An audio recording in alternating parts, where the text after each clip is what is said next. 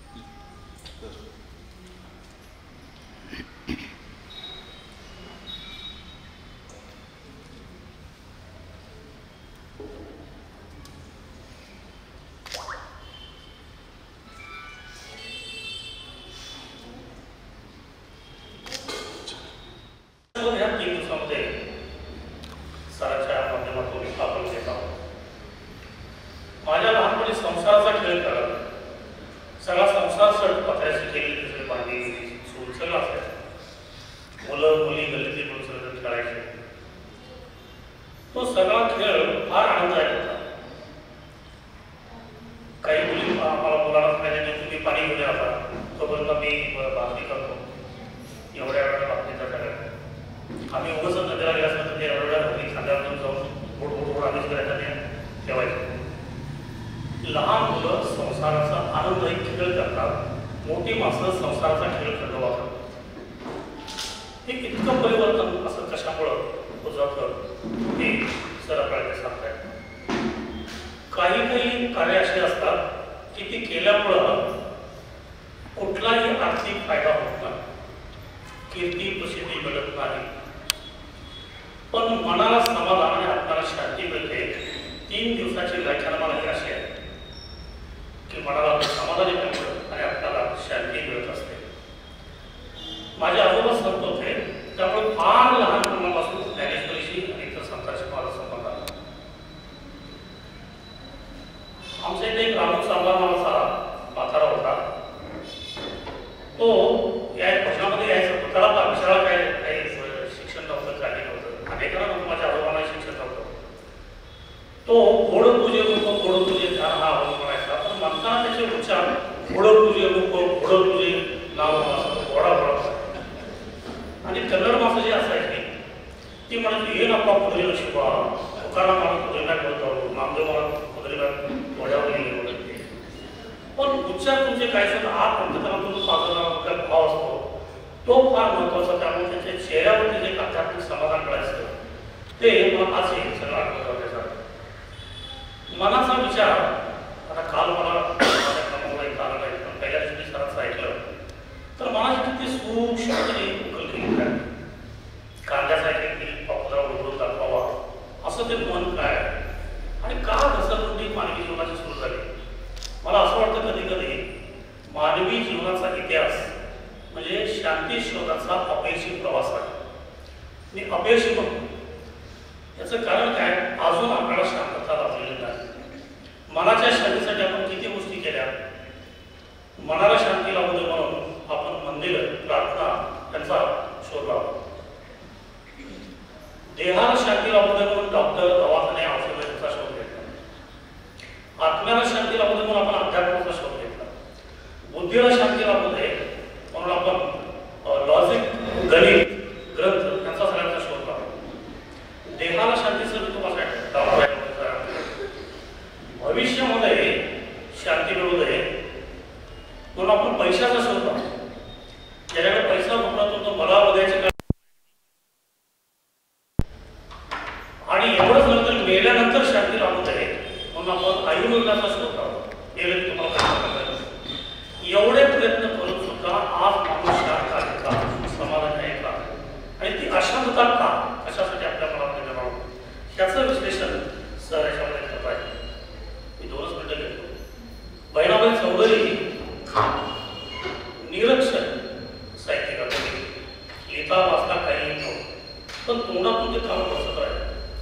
मनावर त्याचं एक काव्य आहे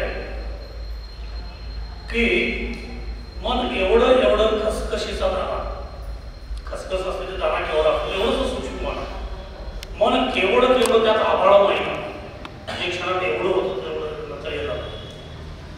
विंचू आणि साप चावल्याचं त्याच्यामध्ये औषधं आहेत, मंत्रतंत्र आहेत, त्याच्या उद्धार पडतो. मनावरती कुठलाही इलाज नाही, कुठला औषध नाही. त्यामुळं मी झिरली सरांना आणि कोळीकर सरांना धन्यवाद देतो. त्यांनी फार चांगला विषय निवडला आहे. आपल्या रोजच्या जीवनाचा छळणारा मनच आपलं छळ नसतं आपण सारा. त्यासाठी हा भाग मला फार महत्त्वाचा वाटतो. त्याच्यामध्ये मनाचा जे सांगता येते. आणि गमत म्हणजे रानडे मंदिर मला ध्यान आणि ज्ञान ह्याचं एक तीर्थक्षेत्र वाटतं. तत्वज्ञानाचं जागतिक तत्वज्ञान सगळ्यांना आता शिकवतो, त्यामुळे तसं एक तत्वज्ञानाचं एक तीर्थ आहे. आणि झिरली सरांनाही इतक्या सर आहेत होता सर, त्या सगळ्यांनी मिळून इथे एवढं सुंदर वातावरण निर्माण केलेलं आहे. इथं गेट मधून आत आलं की मनाला एक समाधान राहावं आणि ते समाधान आपल्या यामध्ये घसरगुंडी थांबवायची शक्ती इथल्या एका वातावरणामध्ये आहे. म्हणून तो भाग मला फार महत्त्वाचा वाटतो. झिरली सर आमचे सिंडिकेट मेंबर होते, त्यावेळेला मी सिंडिकेट मेंबर होतो. सरांना मी त्यावेळेला पहिल्यांदा बघितलं. इंग्रजीवरती प्रभुत्व आहे, कन्नडवरती आहे, मराठीवरती प्रभुत्व आहे. म्हणजे ज्ञानाला भाषेची मर्यादा नसते असं म्हणतात. तर ज्यावेळेला आमच्या ह्याच्यामध्ये सिंडिकेटमध्ये चर्चा व्हायच्या त्यावेळेला ते नेहमी सांगायचे आमच्या गुरुवर व्हायचे असतात की एक मीटिंग अशी काय की फक्त आणि फक्त विद्यापीठाचा विकास, तिथं विद्यापीठाचा विकास, तिथं आध्यात्मिक विकास हाच त्यांच्या जीवनाचा ध्यास आहे असं मला वाटतं. सरांच्या बद्दल काय बोलावं की एखादा सरास कसं पाहिलं जातो आंघोळीला आपण बघतो पावसाळ्यामध्ये कितीतरी सारे वेगवेगळे पहाड आपण येणारे, तसं त्याचं वक्तव्य साधं सरळ कुठला नाव नाही मी फार मोठा आहे मोठा आहे. पहिल्यांदा त्यांनी मजली सरमध्ये आपले दोस्त साई होते त्याच्या घरी भेटलो होतो आणि मला ते लक्षात नव्हतं. दुसऱ्यांदा इथंच भेटलो आणि मी नमस्कार केला होता. तर ते म्हणजे सर आम्ही भेटलो की मजली सरांच्या घरामध्ये. माझ्या मेमरीचा तो पराभव होता. मला वाटतं तुम्हाला सगळं आठवतं देखील सर, पण तो त्याचा केवढा मोठेपणा की मी तुम्हाला ओळखतो सर. खरं तर त्यांनी ओळखत ठेवायचं वगैरे काही कारण होत आहे. सतत असं वाटतं की काही वक्ते असे असतात एकदा आणलं जन्मात त्याला आवडायचं वाटतं, पण सरांच्यासाठी असे काही वक्ते आहेत की त्याला सारखं रिपीट करावं, सारखं त्याला वारंवार बोलावं. म्हणजे जिल्ह्यासाठी ते फार चांगलं केलं आहे. म्हणजे केवढा कुठं अभ्यास आहे तेवढं व्हायचं सरासाठी. त्यामुळं एका अलीकडच्या संतांना आपण भेटत आहोत बघत आहोत असं सरांच्याकडे बघितलं की एक समाधान म्हणून जातं. वक्त्याला निपाणीला साहित्यामध्ये माझं व्याख्यान केलं होतं, पण त्यांनी छापताना प्रवचन म्हणून टाकलं. मी सांगताना त्याला व्याख्यान म्हणून सांगितलं आणि मी गेलो तर त्या दिवशी उकडून मला वाटतं कोण महाराज वाचता होतं आणि ते गादी तिथे आमचं तुम्हीकडं टक्क्या वगैरे लागलं सगळं असं ते सर आता बर्थडे घ्या परत दिला आणि मला काही ते बोलताच येणार त्याच्यावर. मी त्यांना म्हटलं मला माफ करा म्हटलं मी ते उभं राहून बोलतो, मला तुम्ही ती परवानगी द्या. सर बसून बोलतात हे सुद्धा मोठ्या आनंदाच्या याची बोलत आहे की मला एकट्याला माझ्या तुम्हाला बोलतो. त्यामुळं मी फार वेळ घेत नाही. गेली 2 दिवस त्याच्या वाणीमध्ये त्याच्या ज्ञानामध्ये आपण चिंब भिजत आहोत आणि आज अप्रतिम असं त्यांचं व्याख्यान होईल. त्याच्याबद्दल माझ्या मनामध्ये आदरणीय आप्पासाहेब भरोसा इथं आहेत. सॉरी सर नावासर थोडासा वगैरे आणि प्राध्यापक तुम्ही क्षमा करा तुम्ही भरकडत असतो त्यामुळं त्या सगळ्यांचं तुमच्या सगळ्यांचं मी स्वागत करतो आणि इथंच थांबतो. धन्यवाद.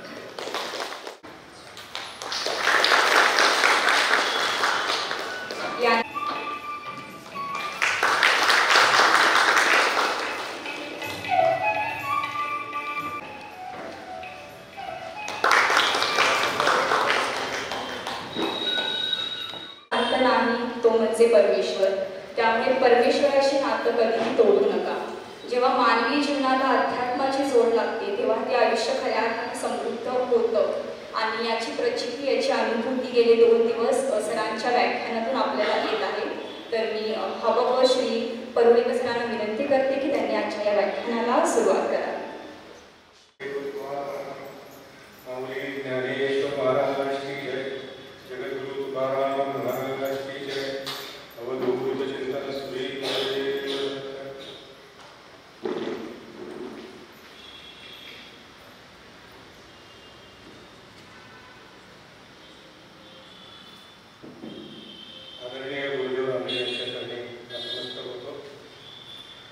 संस्थेचे अध्यक्ष मुर्दा सर, या संस्थेचे सेक्रेटरी ज्यांच्यामुळे हा कार्यक्रम इथं होतोय ते आमचे स्नेही ॲडव्होकेट जेवली सर, संस्थेचे सर्व पदाधिकारी आणि चंद्रमा विद्यापीठाचे सर्व पदाधिकारी, मराठी डिपार्टमेंट म्हणून मॅडम मला नाव लक्षात राहिलं नाही.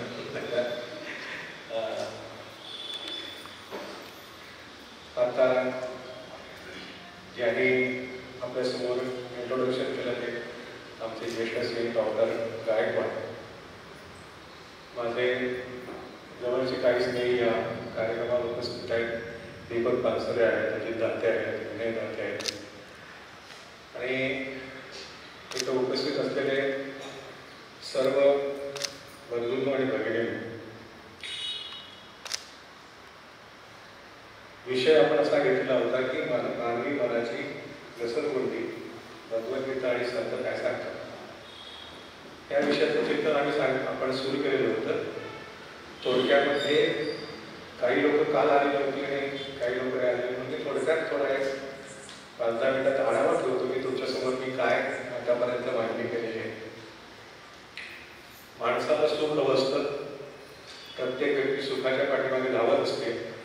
माणसाला असं वाटतं की विषयांमध्ये सुख आहे, विषयाच्या सेवनामध्ये सुख आहे, विषयाच्या उपभोगामध्ये सुख आहे. त्यामुळे माणूस ते सुख शोधण्यासाठी विषयांकडे जातो. त्याची साहजिकच विषयाकडे प्रवृत्ती होते. हे ज्यावेळेला तो बघायला लागतो त्यावेळेला नेमकं काय होतं, विषय समोर येतो, मग त्या विषयाचं चिंतन सुरू होतं. विषयाचं चिंतन सुरू झाल्यानंतर तो विषय आपल्याला हवा असं वाटायला लागतो. म्हणजे पहिल्यांदा आपण म्हणू शकतो की सब्जेक्ट आहे, विषय समोर येतो, त्याच्यानंतर त्याच्याबद्दल चिंतन सुरू होतं, एक प्रकारचे अटॅचमेंट तयार होते. नंतर तो हवा असं वाटतं, आय वॉन्ट इट असं वाटतं, त्याला आपण डिझायर म्हणू शकतो. हे झाल्यानंतर तो वाटतं यालाच काम असं म्हटलेलं आहे, तो विषय आपल्याला पाहिजे असं वाटतं, याला काम असं म्हटलेलं आहे. हा जर विषय मिळाला नाही, आपल्याला हवा आहे परंतु मिळाला नाही, त्याच्यामध्ये अडथळा निर्माण झाला तर क्रोध येतो. तर त्या आपल्याला राग येतो, क्रोध निर्माण होतो. आता हा जो क्रोध निर्माण होतो, तो क्रोध निर्माण झाल्यानंतर तरीही त्या विषयाचं चिंतन थांबताना नाही.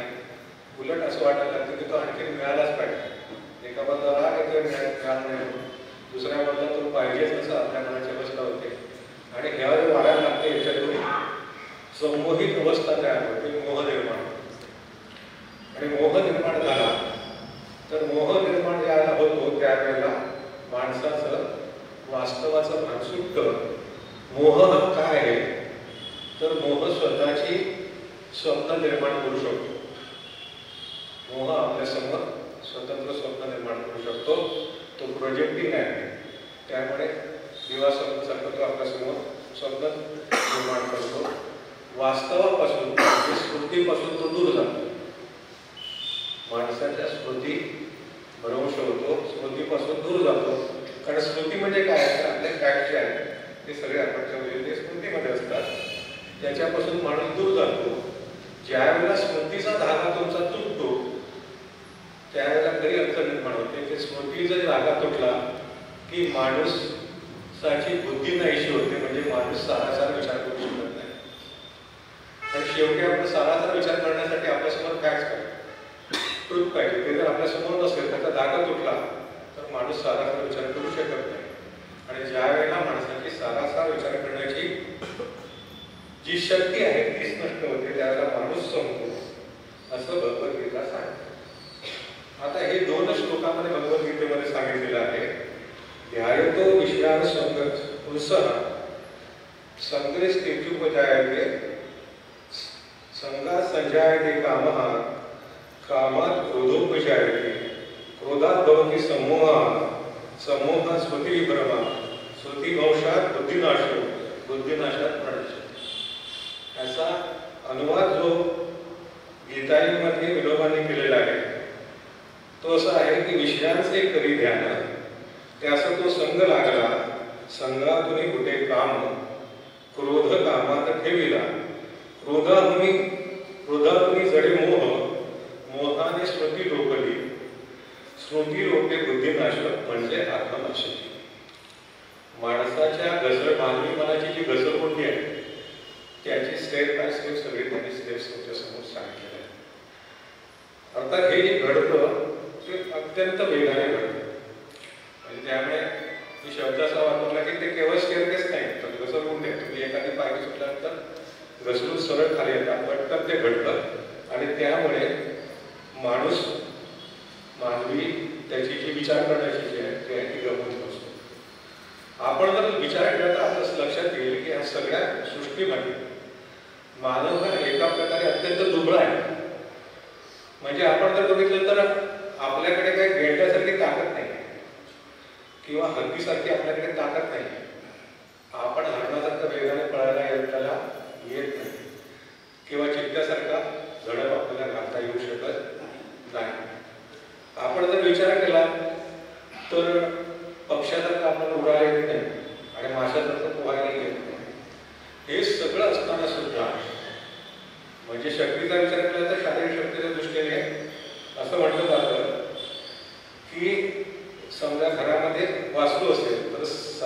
महिन्याचं पोट आवरत नाही आणि 6 महिन्याचं जर फुल असेल तर त्याला उचलायला गेला तर आई सांगते की त्याच्या मानेखाली हात धर, त्याच्या मानेखाली हात धर, त्याला मान सावध नाही. म्हणजे एवढे आपण डुबे आहोत, परंतु तरीही माणूस या विश्वाचा मराठवाड्यात ज्याला कामी बनला. तो कशामुळे बनला? तर माणसाला बुद्धी नावाची एक गोष्ट दिलेली आहे. जी बुद्धी आहे त्याच्यामुळे माणूस सरासर विचार करू शकतो आणि त्यामुळे माणूस या सगळ्यावरती सत्ता गाजू शकतो. त्यामुळे ही बुद्धी खूप महत्वाची आहे. आपण व्यक्तीची कितीही चेष्टा केली तर बुद्धीमुळेच आपल्याला सगळं आकलन होतं. काय जे आकलन आहे ते बुद्धीच्या द्वारे आपण करू शकतो आणि त्यामुळे ही बुद्धी जी आहे ती माणसाचं सर्वात मोठं वैशिष्ट्य आहे. ते जर नाहीसं झालं तर माणूस म्हणून राहू शकत नाही. हे सगळं मनाच्या द्वारे होतं हे आपण बघतो. आणि हे बघत असताना आता हे जे आहे तर मनाची असंख्य उदाहरण आहे या गोष्टी घडण्याचे. एक पुराणातलं उदाहरण तुम्हाला सांगते, हे कशा पद्धतीने होऊ शकते यात आम्ही करू शकतो. तुलसीदासांनी त्यांच्या रामचरित मानस या ग्रंथामध्ये रामप्रभूच्या अवताराची जी कारणं सांगितली त्याच्यामध्ये एक कारण असं सांगितलं की देवर्षी नारदाने भगवंताला शाप दिला. भगवंताला आणि देवर्षी नारदाने शाप का दिला असा प्रश्न विचारला गेला. शिव पार्वतीला सांगितलं अशी कथा आहे. आणि मग ती विचारते की का शाप दिला बाबा, देवर्षी कसे काय शाप देते? नारद तर मोठे भक्त आहेत भगवंताचे, मग शाप कशा देते? तर ते म्हणतात की त्याची एक कथा अशी आहे की एकदा देवर्षी नारदाने खूप तप केलं आणि खूप तप केल्यानंतर त्यांचं तप भंग व्हावं म्हणून वेगवेगळ्या अप्सरा पाठवल्या. तुम्हाला माहिती आहे की तप केल्यानंतर देव त्याच्यामध्ये अडथळे आणतात. त्या पद्धतीने त्यांना वेगवेगळ्या अप्सरा पाठवल्या. कामदेवाने खूप प्रयत्न केला की त्यांचं तप भंग व्हावं, परंतु नारदांचा काही तप भंग झाला नाही. नारदाने कामदेवावरती विजय मिळवला. कामदेवावरती विजय मिळाल्यानंतर त्याला अत्यंत आनंद झाला आणि आनंद झाल्यानंतर ते म्हणाले की ही गोष्ट कोणाला सांगितली पाहिजे? तर म्हणाले की पहिल्यांदा ही गोष्ट आपण देवाने देव जे आहेत महादेव त्याला म्हणतात त्या शिवाला सांगितली पाहिजे. कारण शिवानं सुद्धा कामविकारावरती विजय मिळवता आला नाही, तर त्यांना आपण जाऊन सांगितलं पाहिजे. म्हणून ते आले, त्यांनी सांगितलं. शिवाने त्यांचं स्वागत केलं. स्वागत केल्यानंतर म्हणाले की आता आपल्याला काय आलं, इकडे कसं आहे मला? ते म्हणाले की जेव्हा असं झालं की तुला जे साध्य झालं नाही ना ते मी करून टाकलं. काय करून टाकलं? त्यामुळे मी कामविकारावरती विजय मिळवला.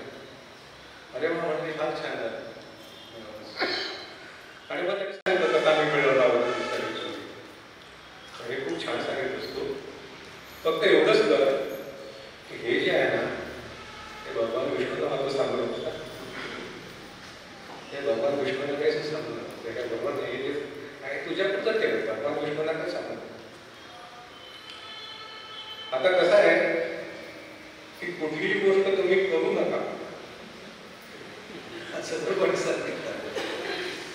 लहानपणापासून आपल्याला शिकवलेलं आहे की करू नका म्हटल्यानंतर आपण ते करायचे. आता नारद महर्षी हे आपण सांगायलाच पाहिजे. शेषशाही भगवान होते त्यांच्याकडे ते गेले आणि भगवंताला ते कुठला आनंद आला? आता कैलासावर आला, आज एवढा आनंदात दिसतोस. तर ते म्हणाले की एवढं आम्ही शिवापेक्षाही श्रेष्ठ झाले. शिवापेक्षा मी श्रेष्ठ झाले. अरे वा म्हणाले तू शिवापेक्षा श्रेष्ठ झाला, असं काय झालं? कोणत्या गोष्टीवर तू शिवापेक्षा श्रेष्ठ झालेस? तर म्हणाले मी कामावरती म्हणजे विजय मिळवला. असं वा वा म्हणाले छान. माझ्या एका भक्ताला जर माझ्या नावावरती विजय मिळवता आला तर फार चांगली गोष्ट आहे, मला आनंदाची गोष्ट आहे. आता म्हणाले की आता काय आपली तुला माझ्या आशीर्वादाची काही आवश्यकता नाही. तू प्रत्यक्ष विकारावरती जो मूळ विकार आहे त्याच्यावरती विजय मिळवलास. पण ते सांगतो आता सगळ्यांना कोणालाही सांगू शकतोस, कोणालाही सांभाळू शकतोस. नारद महर्षी बाहेर पडला आणि जायला लागल्याबरोबरच भगवंताने आपली जी दैवी माया आहे ती माया तिचा उपयोग करायचा ठरवला. वाटेमध्ये ते ज्या आता जात आहे त्यावेळेला त्याने असं बघितलं की एक मिरवणूक निघाली आणि त्या मिरवणुकीमध्ये ते म्हणाले कुठे चाललेली आहे मिरवणूक? तर म्हणे बघा त्या अंबारीमध्ये ती जी राजकन्या आहे विश्वमोहिनी, ती विश्वमोहिनी तिच्या हातामध्ये बघा वरमाला घेऊन ती बसलेली आहे. ती या आमच्या राजाची राजकन्या आहे आणि ती आता मंडपात जाणार आणि त्या ठिकाणी तिचं स्वयंवर आहे. लोक सगळे तिथं चालले. तिचं ते रूप बघितलं मात्र आणि नारायण महर्षी मोहित तर काय नाही ही पाहिजे आपली थोडी सुंदर आहे. म्हणाले की आता पण म्हणाले मला पण काढणार मी कशी काय मला मागते तर कुठे राजे असतील देवता असतील मला काही करणार नाही. पुन्हा ते दामोदर पुन्हा भगवान विष्णू बसले. भगवंत आतापर्यंत मी तुझ्याकडे काय मागितलं काय? अरे नाही बाबा तू तर मला काय मागितलं नाही. तुझं नाव म्हणाले मी किती वेळा घेतलं त्याचा तर हिशोब नाही. तू सातत्याने माझंच नाव घेत असतोस. तर म्हणाले की आतापर्यंत तू मला काहीतरी दिलं पाहिजे. अरे काय मागायचं माग नाही तुला कुठे काय आणि साधी गोष्ट काय म्हणाले की मी एका आता स्वयंवरात राहते. त्या स्वयंवरामध्ये मला तेवढा काय बोलतो का असणार तुझं रूप मला भगवान विष्णू सुंदर तुझं रूप मला एवढंच काय म्हणजे सोपी गोष्ट आहे जाऊ शकतोस. आता गंमत अशी आहे की हरी हा शब्द आहे. हरी हा शब्द भगवंतालाही लावतात आणि हरी हा शब्द माकडाला लावतात. आता ते सुरू झालं की विश्वमोहिनी आली सगळ्या देवता बसलेल्या तिथं नारायण महर्षी बसलेले आहे. त्यांना माहित आहे की मी आता कोणाच्या वर्षामध्ये माझा रूप कोणाचा आहे भगवान विष्णूचं रूप आहे. आता तर ती मला माळ काढणार. ती माळ बघत घेऊन जायला लागली आणि तर बघते तर काय त्यांच्याकडे कृष्णाचं तिला अत्यंत राग आला. काय असं तिने तिची हेटाळणी केली आणि पुढे गेली. कारण काय त्याने रूप जे होतं नारदाचं ते झालेलं होतं माकडाचं. माकडाला काही ते घालता नाही. ती पुढे गेली आणि तिथं भगवान विष्णू होते. ते विष्णूच्या गळ्यामध्ये गेले मालका हे कशी काय येतात आणि सगळे लोक माझ्याकडे बघून का हसताय. तर मग तिथं 2 शिवगण होते. ती मोठीच गोष्ट आहे ती सगळी सांगत बसत आहे. ते 2 शिवगण त्याला हसले आणि त्याला त्याला पकडले विचारलं की का हसताय तुम्ही. तर म्हणजे माकडातून तरी कळाला इथं काय राजकन्याचा विवाह होता आणि त्याच्यामध्ये तू कसं काय माकड. तर माकड आहेत ना म्हणाले तुला तर बघायचं असेल तर तिथं सरोवर आहे. त्या सरोवरामध्ये जाऊन तुझं रूप बघ तुझं प्रतिबिंब बघ. ते जावा सरोवराकडे गेले बघतात तर माकडाचं रूप बघितल्यानंतर त्याला भयंकर राग आला आणि भगवंताने आपल्याला फसवलं आणि फसवलं म्हणून ते चिडून भगवंताकडे आले. भगवंत तुम्हाला फसवलं तर तुला आम्ही शाप देतो. तुला काय मी शाप देतो की तुला माकडाची मदत घ्यावी लागेल. तुला माकडांची मदत घ्यावी लागेल. त्याच्याशिवाय तुझं दैवत्व सिद्ध होणार नाही. तुझं दैवत्व सिद्ध होणार नाही. आणि मग त्यासाठी मग भगवंताला रामकृष्णाचा अवतार घ्यावा लागला आणि ते मग पुन्हा माकडाची मदत घ्यावी लागली. असं ते तुलसीदासने दाखवलेलं आहे. आता त्यानंतर भगवंताचे जे भक्त होते ते नारद महर्षी होते काय त्यामुळे त्यांनी भगवंताने त्याचा उद्धार केला असेल. पण आपल्याला काय लक्षात येतं की नारदांसारखा माणूस सुद्धा त्याच्या मनामध्ये एक विषय मिळावा म्हणजे ती स्त्री मिळावी असं मनामध्ये आलं. मनामध्ये आल्यानंतर ती सातत्याने तिला वाटायला लागली. सातत्याने त्याचं तो चिंतन करायला लागले. चिंतन करायला लागल्यानंतर ती मला मिळालीच पाहिजे अशी त्यांच्या मनामध्ये कामना निर्माण झाली. ती मिळण्यामध्ये अडथळा निर्माण झाला. त्यामुळे त्याला राग आला. आता जे त्याचं दैवत आहे ही साधी गोष्ट नाही लक्षात घ्या. म्हणजे भगवान विष्णू हे नारद मुनीचं दैवत आहे आणि दैवताच्या बाबतीमध्ये मी भक्त आणि ते दैवत हेच नातं हेच त्याचं वैशिष्ट्य आहे ना. मोठे त्यांचं नारद मुनीचं मोठेपण कशामध्ये आहे? या नात्यामध्ये. परंतु त्याला क्रोध आला कोणावरती? प्रत्यक्ष भगवंतावरती क्रोध आला. क्रोध आल्यानंतर तो त्याने सुचवलं की आता भगवंताला सुद्धा मी सोडणार नाही. आपण जे त्याचे भक्त आहोत त्याचा त्या काळाची विस्मृती झाली आणि त्याने त्यांना शाप दिला. म्हणजे त्यांचं स्खलन झालं. ते आपल्या बुद्धिभ्रम झाला आणि ते खाली उतरले आपल्याला. हे जे होतं हे आपण जर कुठल्याही स्खलनाचा इतिहास बघितला तर तुम्हाला असं लक्षात येईल की ह्या क्रमाने माणसाचं स्खलन होत असतं. त्याच्यामध्ये एक मुद्दा काल मी सांगितलेला तो फक्त तुमच्या समोर ठेवून पुढे गेलं पाहिजे की 99% वेळेला आपल्याला आपले जे काही मागण्या असतात किंवा आपल्या ज्या काही वासना असतात त्या पूर्ण होत नाही. त्याच्यामध्ये अनेक अडथळे निर्माण होतात आणि अडथळे निर्माण झाले की क्रोध येतो. पण समजा एखादी वासना तुमची पूर्ण झाली तर काय होतं? तर मग माणसाला लोभ निर्माण होतो. मग ती वस्तू सोडायची नाही असं त्याला वाटायला. त्याच्याबद्दलची वेगळी अटॅचमेंट पुन्हा तयार होते. ती आपल्यापासून सोडून जाईल का आपल्याला अशी भीती वाटते. म्हणजे एक तर वासना तुमची पूर्ण झाली तर तुम्ही लोभाकडे जा.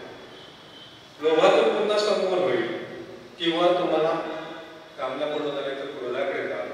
पुन्हा तुम्ही समोहित वस्तू यायला. आता हे जे आहे हे आपण जर बघितलं तर हा जो लोभ आहे त्या लोभाचं एक रूप आहे म्हणजे ममता. लोभाचं एक रूप काय? ममता. म्हणजे काय? ममता याचा साधा अर्थ माझं. हे माझं आहे, ते माझं आहे, हा माझा मुलगा आहे, हे माझं घर आहे. हे जे आहे ही अटॅचमेंट माणसाची सुरुवात आहे. आणि त्याच्यामध्ये काय होतं? जर ममतेने माणूस मोहित झाला तर मग माणूस डिस्क्रिमिनेशन त्याच्या मनामध्ये तयार होतं. तो सगळ्यांना सारखा न्याय देऊ शकत नाही. जी परिस्थिती अर्जुनाची झाली आहे. अर्जुनाला जो उपदेश केला ते काल मी क्लिअर केलेलं होतं की अर्जुनाला उपदेश केला भगवंताने युद्ध करण्याचा. तो का केला? कारण अर्जुनाची अवस्था कशी आहे? अर्जुन काय म्हणतो बघा की मी हे माझे गुरु आहे, माझी भावना आहे, माझं कुटुंब आहे. ह्याला मारून मला काय? ह्याला मी मारणार नाही. ह्याचा अर्थ असा आहे की तुझे पण नसते असते तर तुझे नसते तर मारत नसतेस ना तू. अर्जुन कुठे कसे म्हणत नाही समोर कोणी असले तरी मी आता मारणार नाही, आता मला बाबा युद्ध नको आहे असं तो म्हणत नाही. म्हणून अहिंसेचा उपदेश केलेला नाही. जर सिद्धार्थ असता तर अहिंसेचा उपदेश केला असता भगवंताने, परंतु तो अर्जुन आहे. आणि त्यामुळे तो असं म्हणतो की मला हे माझं आहे आणि रक्ताने मागलेल्या सेवाला मी का बसतो या सगळ्यांना. त्यामुळे मी मारणार नाही. मग ते म्हणतात की मानवजातीच्या कल्याणासाठी तुला हे करावं लागेल, तुला ही हिंसा करावी लागेल. हिंसा नाही आहे तर तुला ते करावं लागेल असा तो मोहास आहे. आणि हे संपूर्ण सांगितल्यानंतर हे केवढं महत्त्वाचं आहे बघा. शेवटी भगवंत त्याला असं म्हणतात की तुझा मोह गेला काय रे? म्हणून 18व्या अध्यायामध्ये ज्याला भगवंत तुला विचारतात की तुझा मोह गेला काय, त्यावेळेला जे अर्जुनाने उत्तर दिले तो श्लोक तुम्ही लक्षात घेतल्यानंतर तुम्हाला हा क्रम व्यवस्थित लक्षात येईल. त्याने काय म्हटलं? नष्टो मोह स्मृतिर्लब्धा तत्प्रसादात मयाच्युत स्थितोस्मी गतसंदेह करिष्यवशनंत. म्हणजे काय? माझा मोह गेला आणि मला स्मृतीचा लाभ झाला. तो काय म्हणतोय? हे अच्युता. त्याने त्या ठिकाणी त्याला म्हटलं हे अच्युत म्हणजे जो कधी च्युत होत नाही, तो आपल्या त्या स्थानावर खाली येत नाही. भगवद्गीतेमध्ये की भगवंताला त्यांनी ज्या नावाने हात मारले वेगवेगळ्या ठिकाणी वेगवेगळे नाव आहेत, नारायण आहे किंवा हे वेगवेगळे पण नाव आहेत ना. परंतु मधुसूदन आहे, ती नावं त्या त्या ठिकाणी वेगळा अर्थ सांगतात. तसं इथं तो काय म्हणतो, हे अच्युता, आता तुझ्या कृपेमुळे माझा मोह नष्ट झाला. इतर पुन्हा तो काय म्हणतो, माझा मोह नष्ट झाला एवढंच तो सांगत, तुझ्या कृपेमुळे झाला, तुझ्या कृपेमुळे माझा मोह नष्ट झालाय आणि मला माझी स्मृती प्राप्त झालेली आहे. म्हणजे मी कोण आहे, माझं काय कर्तव्य आहे, मी काय केलं पाहिजे, हे कुठं आहे सगळं, हे सगळं स्मृतीचा भाग आहे ना. हे स्मृती मला प्राप्त झालेली आहे. मी ती विसरलेलो होतो, ते मला तू प्राप्त करून दिलंस आणि त्यामुळे माझी बुद्धी स्थिर झाली. तू पुढे काय म्हणतो, त्यामुळे माझी बुद्धी स्थिर झाली. आता संपूर्ण भगवद्गीतेचा तुम्ही जर विचार केला तर भगवद्गीतेचा आदर्श पुरुष आहे स्थितप्रज्ञ. स्थिर बुद्धीचा पुरुष, स्थितप्रज्ञ हा त्याचा आदर्श पुरुष आहे.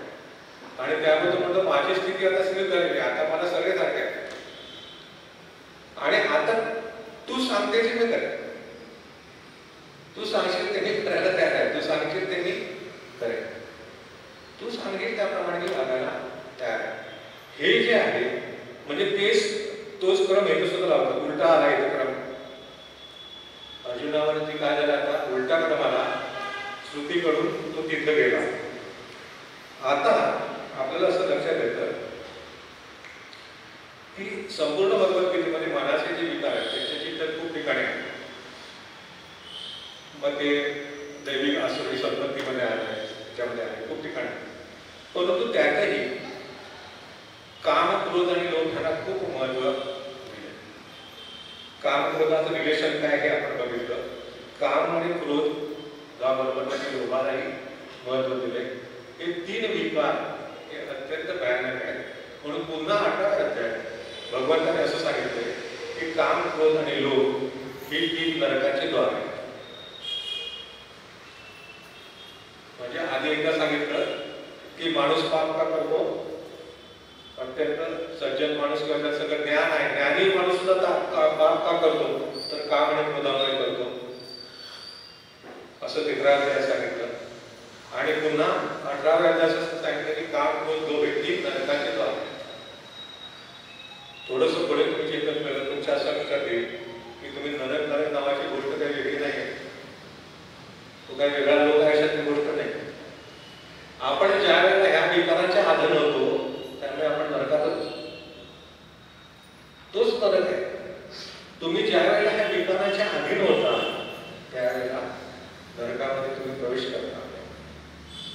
म्हणून त्याच्यापासून तुम्ही दूर राहायला पाहिजे असं सातत्याने आपल्याला सांगितलेलं आहे.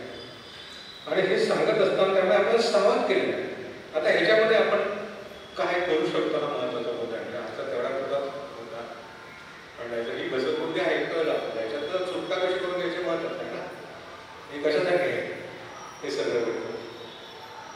तर आपल्याला एक तर लक्षात येऊ शकेल की आपल्या मनामध्ये काम, क्रोध किंवा लोभ असा जर विकार जागृत होत असेल आणि ईश्वरी कृपेमुळे म्हणा किंवा इतर कोणत्याही गोष्टीमुळे तुम्हाला लक्षात आलं की आपल्या मनामध्ये हा विकार येतोय, तर माणसाने सावध राहायला पाहिजे. कारण त्या घसरगुंडीची सुरुवात आहे, तिथं आपण थांबवू शकतो. काम विकार निर्माण होतात. आता बघा की हे जे आहे ना भगवंताचं सांगणं की वासना ही इथनं सुरुवात होते, कामना किंवा वासनेपासून सुरुवात होते. भगवान बुद्धाने सुद्धा असं सांगितलं तुम्हाला की दुःखाचं कारण काय, वासना. मानवी वासना हे दुःखाचं मुख्य कारण आहे. आपल्याला सगळ्यांना माहित आहे की भगवान बुद्धाची सगळ्यांना गोष्ट पाठ असते की शुद्धोधनाने त्याला कुठलेही दुःख समोर त्याच्या येऊ नये यासाठी सगळे प्रयत्न केलेले होते. राजपुत्र होता. एकदा तो आपल्या रथामध्ये बसून बाहेर पडला. बाहेर पडल्यानंतर त्याच्या समोर 3 दृश्य आली. पहिल्यांदा त्याने बघितलं तर एक माणूस बोगस चाललेला आहे, आजारी आहे. तो म्हणतो की हा कोण आहे, त्याने कधी आजारी म्हणून बघितलं नाही. ते म्हणतात, तो म्हणतो की हा माणूस आजारी पडलाय, खूप. तर म्हणतो हे काय आहे, प्रत्येक माणूस केव्हा ना केव्हा ते शरीर नसताना आजारी पडतो. पुढे गेल्यानंतर म्हणतो की एक म्हातारा माणूस दिसतो, हे कोण आहे,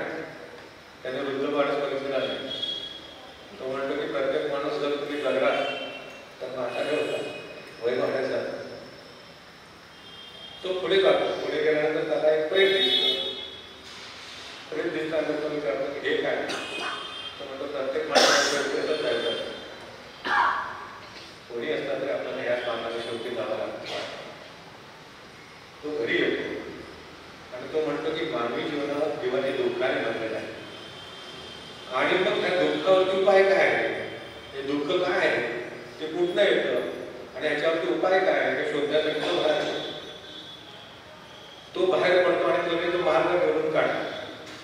त्याला अष्टांग मार्ग असं म्हणतात. तर तो काय माझ्या चिंतनाचा विषय नाही. मला नेहमी सिमिलरिटी आठवली मला हा वरती जाण्याचा अष्टांग मार्ग आहे. आणि इथं भगवद्गीतेमध्ये हा सांगितलेला 8 पायऱ्याचा नेमका खाली येण्याचा मार्ग आहे. आपल्याला स्पष्ट देतं की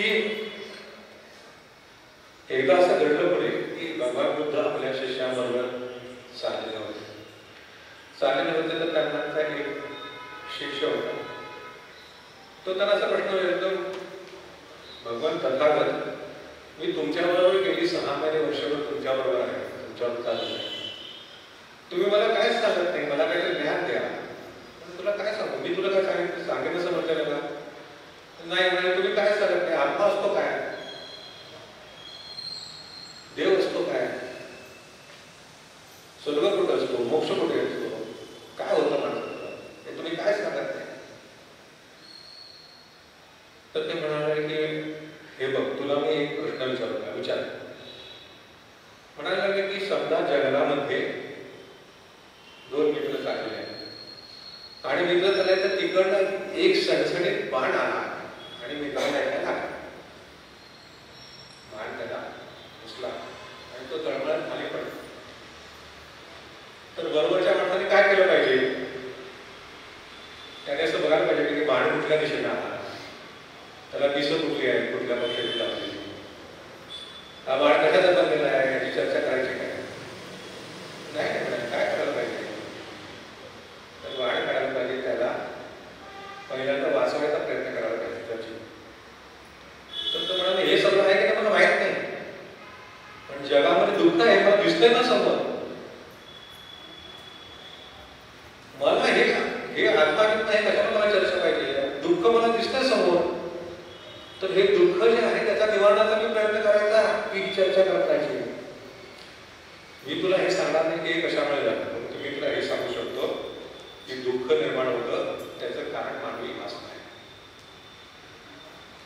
हे जे त्याने सांगितलंय तर आपल्याला असं लक्षात येतं की हे जे चिंतन आहे सगळं मानवी मनाचं आपल्या सगळ्या परंपरांमध्ये आलेलं ते अशा पद्धतीने येतं की जिथून माणसाच्या मनामध्ये कामना निर्माण होते, डिझायर निर्माण होतं, तिथनं सुरुवात होते.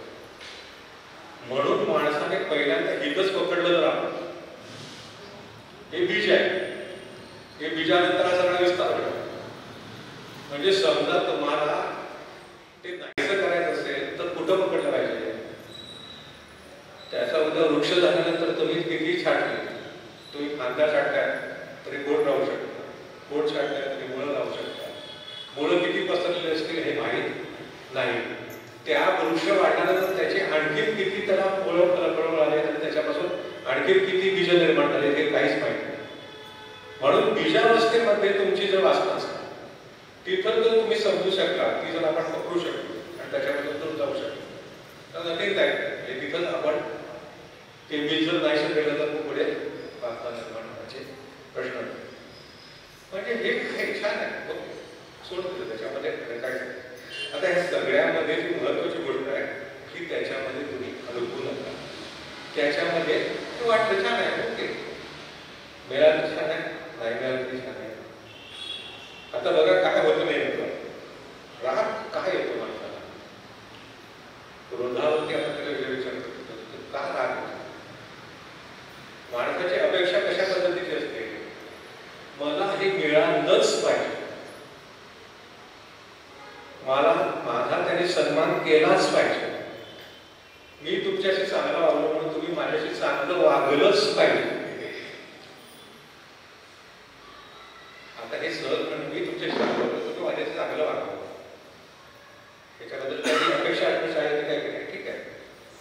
पण ज्या वेळेला आपण सकार लावतो असा काही नियम नाही आहे ना, तुम्ही चांगलं वागलं म्हणजे समोरच्या मध्ये चांगलंच वागलं पाहिजे असं कुठे आहे? आपली अपेक्षा असणं ठीक आहे, चांगलं वागलं पाहिजे, पण नाही वागला माणूस तर जगात आपण जाऊ शकत नाही. आता जे मानसशास्त्राचं एक महत्वाचं जे थेरपी प्रसिद्ध आहे, जी विकसित होते त्याला REBT म्हणतात, रॅशनल इमोटिव्ह बिहेवियर थेरपी. त्याच्यामध्ये बेसिक काय आहे? सकारात्मक नाही होते. आपल्याला सगळे प्रश्न निर्माण होतात ते सकारात्मक, हे झालंच पाहिजे, अंक मिळालंच पाहिजे, हे सकारात्मक लावणार ही गडबड तयार होते की मग माणसाला सगळे ताण येतात, मग माणसाला स्खलन सुरू होतं, माणसाला अनेक प्रश्न निर्माण होतात. ह्याच्यानंतर आपण काय म्हणतो, ठीक आहे बाबा, आता समजा एका सासूला वाटलं की सुनेने माझा ऐकावं, किंवा बापाला वाटलं तुला नाही ऐकलंच पाहिजे, मी सांगतो तेच मानलं पाहिजे. सरकार लावला ते गोंधळ निर्माण झाला. असं नसतं जगामध्ये. जगामध्ये असं कुठेही नियम नाही, अंकच झालं पाहिजे असं कुठेही नियम नाही. किती अडथळे येतात त्याच्यामध्ये मी तुम्हाला सांगितलं की सगळे अडथळे येतात. आपल्या इच्छेमध्ये अनेक लोकांचे अडथळे येतात आणि माणसाच्या वासना पूर्ण होत नाही. त्याचं एक कारण असं आहे की वासना अगणित आहे आणि ते रिसोर्सेस कमी आहेत. हे सगळं आपण चिंतन केलं. त्याच्यामध्ये आणखीन एक महत्वाची गोष्ट आहे की तुमच्या जशा वासना अगणित आहेत तशी असंख्य माणसांच्या असंख्य वासना अगणित आहेत आणि त्या वासना पुन्हा एकामेकाला क्रॉस करतात. बरोबर ना? समजा एखादी वस्तू आहे, ती वस्तू एखाद्या माणसाला मिळणार, 100 लोकांना वाटत असतं की मला मिळाली, मी एकटाच नाही. आणि आपल्या सगळ्यांच्या वासना एकामेकाला क्रॉस करतात आणि त्यामुळे माणसाला प्रॉब्लेम्स निर्माण होतात. साहजिक गोष्ट. याचं कारण काय? लिमिटेड रिसोर्सेसवरती आपण कॉन्सन्ट्रेट करतो. लिमिटेड रिसोर्सेसवरती आपण कॉन्सन्ट्रेट करतो, ते मिळालं पाहिजे असं मला वाटतं. दुसरं म्हणजे वासनांच्या बाबतीमध्ये आणखीन एक गोष्ट आपण लक्षात ठेवली पाहिजे. माणूस आपल्याला दुःख का उडावून येतो? कारण माणूस दुःखी का होता याची सर्वात आणखीन एक महत्वाची गोष्ट अशी आहे की माझ्याकडे काय आहे याच्यापेक्षा काय नाही याच्याकडे बघण्याची माणसाची प्रवृत्ती असते. ते माझ्याकडे नाही, ते मला मिळालं, पण तुझ्याकडे आहे ना, तुझ्याकडे आहे त्याचं काही गोष्टच केले. माझे वडील दिगंबर अनेक लोकांच्या परिचय आहेत. ते उदाहरण सांगायचं घडलं असं म्हणायला लागले की एकदा रस्त्याच्या किनारी एक भिकारी त्या ठिकाणी भीक मागत थांबला. भीक मागत तर तिकडे एक जोरात गाडी आली, आलिशान गाडी होती. म्हणाले बघा, म्हणाले माझं काय नशीब, मी हा भीक मागतोय. ह्या माणूस कसा आहे, तरी गाडी किती सुंदर आहे, तर ड्रायव्हर आहे पुढे असं बसले, तो आरामात पाठीमागे बसलाय, शांती करतो, मजेत आहे. मला मात्र काय आहे, मला माझ्या आता अन्नासाठी सुद्धा हात बसवावा लागतो. तो असं म्हणाला आणि गाडी पुढे करत थांबली. गाडी पुढे थांबली आणि तो जो पाठीमागे बसलेला माणूस होता मालक, त्याला लघु शौकीला उतरायचं होतं. तो ड्रायव्हर उतरला, ड्रायव्हरने दरवाजा उघडला आणि त्याने त्या मालकाला आपल्या पाठीवरती घेतला. कारण काय, त्या मालकाला पाय नव्हते. त्या मालकाला पाय नव्हते. त्याने विचार केला की हे चालेल काय, अरे आपल्याला देह दिलाय ना, हात पाय घड आहेत आपले. असे कित्येक लोक आहेत की ज्यांच्याकडे हे नाही, जे नाही ते आपण बघत राहतो. माझ्यापेक्षा हा किंमत आहे, माझ्यापेक्षा हा असा आहे, माझा आवाज म्हणजे ते आपण खूप जुनी इसामची गोष्ट वाचतो. प्रत्येक आवाज असं वाटत असतं की आपण काव्यप्रमाणे काढतो. असं नाही होत. प्रत्येकाला काही गोष्टी दिलेल्या आहेत, त्या जर आपण लक्षात आल्या तर माणूस जिंकू शकतो. तुम्हाला ती ससा आणि कासवाची गोष्ट प्रसिद्ध माहिती, ती गोष्ट मी रिपीट करत नाही, थोडीशी बदलून तुम्हाला सांगतो. काय झालं की ससा म्हणायला लागला की बघ ते झाड दिसताना तिथपर्यंत धावायचं, कोण पहिला टाकतो. त्यांची थशावेत लागली. साहजिकच ससा वेगवान, तो धावत धावत गेला त्या झाडापर्यंत. म्हणाला की रेस जिंकली. असं म्हणा ठीक आहे. आता परत आता म्हणाला की आपण दुसऱ्या बाजूने जाऊ. असं म्हणाल आता घालून आलो ना, आपण दुसऱ्या बाजूला. तो म्हणाला की बघ ते तिकडे पुढे दिसताना त्या झाडापर्यंत आपण दोघांनी जायचं. ते जायला मध्ये नदी होती. आता कोण रेस जिंकली? नदी होती. कासव पुढे गेलं. तो म्हणाला तू ससा आहेस, मी कासव आहे, मान्य आहे. तुझ्याकडे आहे ते माझ्याकडे नाही, आणि माझ्याकडे आहे ते तुझ्याकडे नाही. कशाला स्पर्धा करूया? आपण कुठली स्पर्धा करतोय बघा. आपली स्पर्धा आपल्याशी पाहिजे हो. आपण जगात सगळ्याशी स्पर्धा करत असतो. हे मिळायला पाहिजे, ते मिळायला पाहिजे. आता भजनी मंडळ आहे, सगळ्यांचे आवाज सारखे असते काय? आणि समजा सारखे असते तरी प्रतिलता खूप आहे, पण लता मंगेशकर एकच असणार. प्रतिबिंबन खूप आहे, पण बिंबन एकच असणार. तसं कसं होईल ना?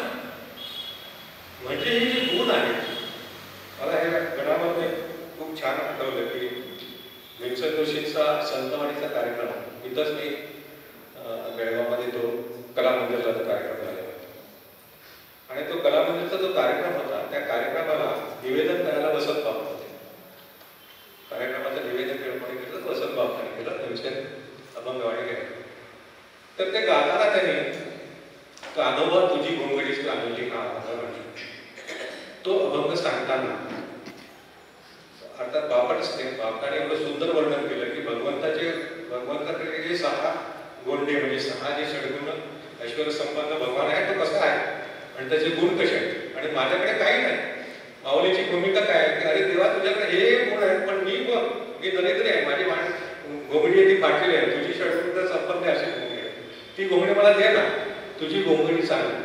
हे त्यांनी वर्णन करून सांगितलं. आणि सांगितल्यानंतर ते असं म्हणाले हे बघा भीमसेन आहे, भीमसेनचं देह बघा, तब्येत बघा, भीमसेनचं गाणं बघा, आणि आम्ही बघा कशावर पाठ केली. असं बापटाने आपलं म्हटलं. आणि नंतर भीमसेन गायले. आणि गायल्यानंतर ते काय म्हणाले, मी अभंग म्हटलं तुम्हाला आवडला आहे, पण म्हणाले ही मैत्रीचा मला सातत्याने असं लक्षात येतंय की माझं गाणं ऐकण्यापेक्षा तुम्ही बापटाचं निवेदन ऐकायला जास्त उत्सुक आहात.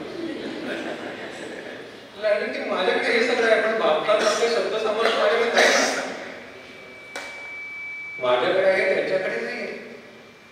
हे जे असतं हे जर माणसाला लक्षात आलं की आपण अपुरे आहोत, मान्य, पण आपल्याकडे आहे ते घेऊन जर आपण चाललो तर हे प्रश्न आपल्याला निर्माण होऊ शकणार नाही. आता हे काय होतं तर आपल्याला या बाबतीमध्ये संतांनी जे उत्तर दिले ते फार आणखी वरच आहे. संतांनी काय उत्तर दिलं? ज्ञानेश्वर बाबांनी असं म्हटलंय की हे होतंय माणसाच्या आयुष्यामध्ये या प्रकारचे दुःख येतात, ह्याला जर काय कारण असेल, माऊलीची फार सुंदर होती, मी हृदयामध्ये राहून असता सर्व सुखाचा आराम का म्हणत असे काम विषयावरी. मी प्रत्येकाच्या हृदयात आहे. भगवानच म्हणतात मी प्रत्येकाच्या हृदयात आहे. तो सगळ्या सुखांचा आराम देणारा राम माझ्या हृदयात असताना माणसाला, ब्रह्मनिष्ठ माणसाला कामना का जागी होते, तो बाहेर का बघतो, तो त्याच्या पाठीमागे का धावतो? अरे तुम्हाला सुख देणारी गोष्ट तुमच्या हृदयातच आहे ना. तुमच्या हृदयामध्येच तो असला तर तुम्हाला बाहेर धावण्याची गरज नाही. माणसाची इच्छा केव्हा समाप्त होती? म्हणजे संतांच्या कृपेने काय होतं? दिल्ली महाराज हे खूप महत्वाचं आहे. संतांच्या कृपेने काय होतं हे सांगताना असं म्हणते की हे तो एका संतांनाही लाभवाही उत्तम म्हणविता त्यांचे दास पुढे आसू रे. त्यांचे तुम्ही दास झाल्यानंतर पुढे इच्छा निर्माण होते. काय इच्छा निर्माण होते? तर कृपादान केली संती कल्पांतीही पुऱ्या. संत ज्याला कृपा करतात त्याला तुम्ही प्रत्यक्ष परमात्मा आहे हे तुम्हाला दाखवून देतात ना, मग इच्छा कुठे होणार? सर्व व्याप्त जर तोच आहे, सगळ्या शक्ती जर तोच आहे, तर मग वेगळा विषय राहतच नाही. मागणार काय?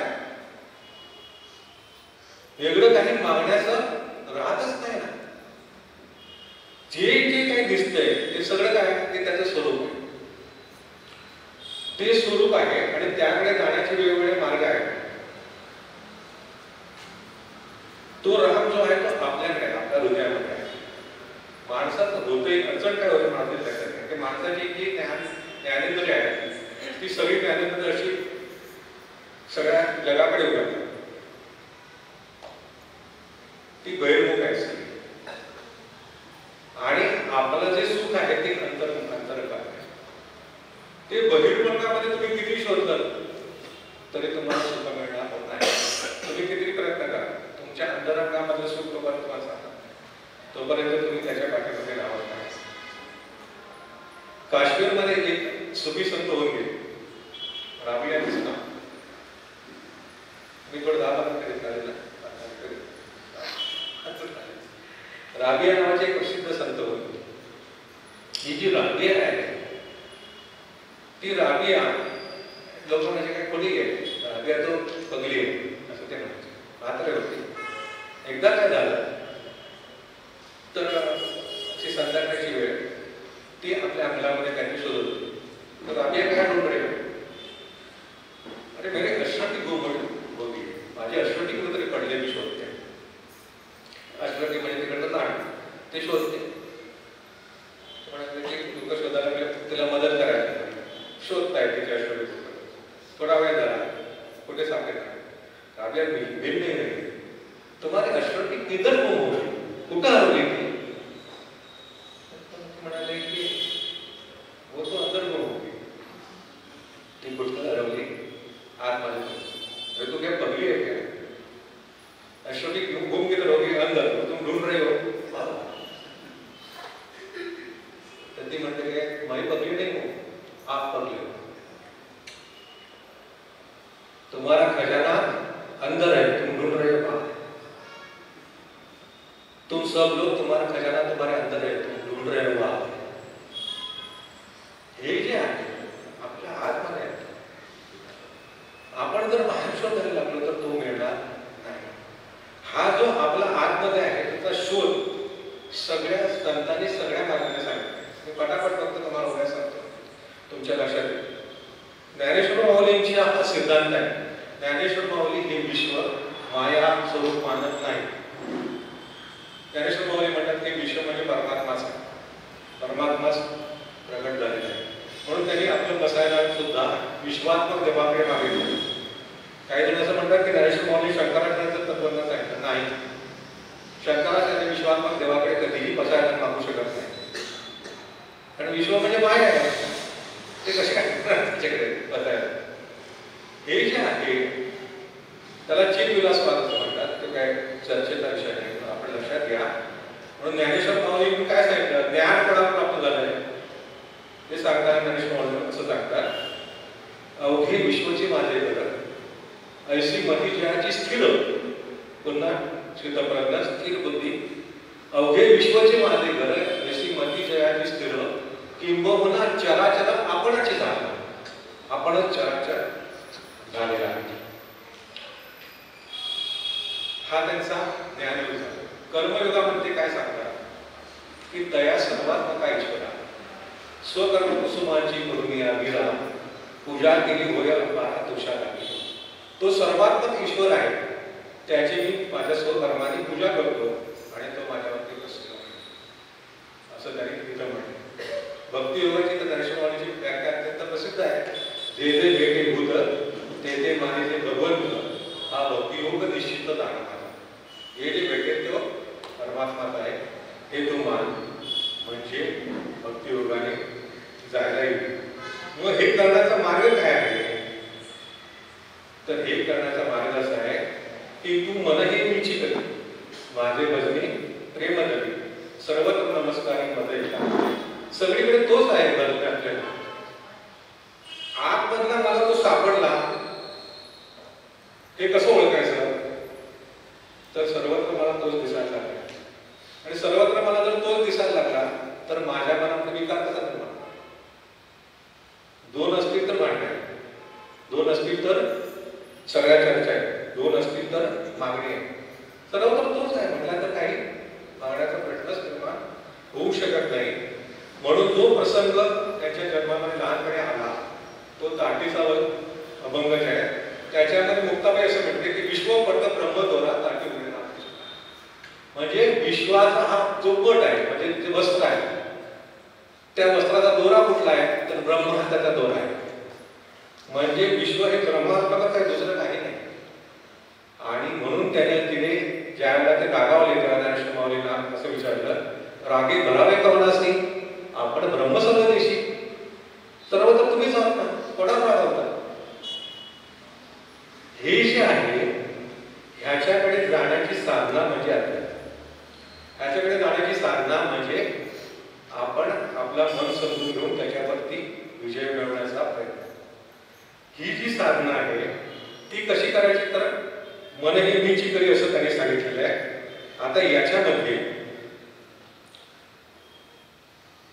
कुठलीही गोष्ट तुम्ही साधना करा, आध्यात्मिक साधना करा, पण सातत्याने आपली भावना ही पाहिजे की परमात्मा सर्वव्यापक आहे. ज्ञानेश्वर माऊली हरिपाठामध्ये नामस्मरणाचं खूप महत्त्व दिलं, आपल्या संप्रदायामध्ये सुद्धा नामस्मरणाचं खूप महत्त्व आहे आणि तो सर्वात सोपा मार्ग आहे. परंतु ते सांगताना ज्ञानेश्वर माऊली काय सांगतात लक्षात घ्या. जप तप कर्म क्रिया नेम धर्म. जप तप कर्म क्रिया नेम धर्म सगळं सर्वा घटी राम भाव शब्द न सोडिले हा भाव टाकले संदेह रामकृष्ण टाहो नित्य. हे सगळं करताना तुमची भावना काय पाहिजे तर सर्वत्र तो भरलेला आहे. ही भावना डोक्यामध्ये घेऊन जर मी करत असेल तर मग त्या माझ्या भावना माझ्या मानाची उन्नतीचं कारण होऊ शकतात. नाहीतर ती क्रिया होती, नाहीतर मग ती नुसतीच एक क्रिया होती. योग याच्या बाबतीत त्यांनी काय म्हटलंय तर त्याने असं म्हटलं की तुम्ही जर योग क्रिया करायला लागला त्याच्यामुळे तो सापडत नाही. म्हणून कुठलीही कर्मकांड तुम्ही काय क्रिया करताना महत्व आहे, तुमची भावना काय आहे याला महत्व आहे. मग भावना काय याचं महत्व याचा अर्थ काय झाला? भावना काय याचं महत्व आहे याचा अर्थ असं झाला की सर्वात्मक तो आहे ही भावना सांगितली. सर्वाघटी राम भाव शुद्ध हा तो भाव आहे. तो भाव जर आपण पकडू शकलो तर आपल्याला मग दुसऱ्या विषयाकडे जाण्याची गरजच पडणार नाही. म्हणून संतांचं वर्णन करताना असं केलेलं आहे भक्तांचं की भक्त असे जाणार देखील होतं असं विषय तर त्यांचा झाला नारायण. विषयच नारायण करा, तुमचा विषयच नारायण करा म्हणजे तुम्हाला काही शोधावा लागणार नाही. हे करण्याचा एक सोपा मार्ग म्हणजे आपण त्याची सेवा करणं. हा एक मुद्दा संपवतो. ज्ञानेश्वरीच्या 18व्या अध्यायामध्ये शेवटची खूप महत्वाची होती ही जी भक्ती आहे. ज्ञानेश्वरांचा सिद्धांत आहे आणखी एक महत्वाचा शंकराचार्यांपेक्षा वेगळा असा आहे की भक्ती केवळ साधन नाही तर ते साध्य आहे. भक्ती हेच साध्य आहे.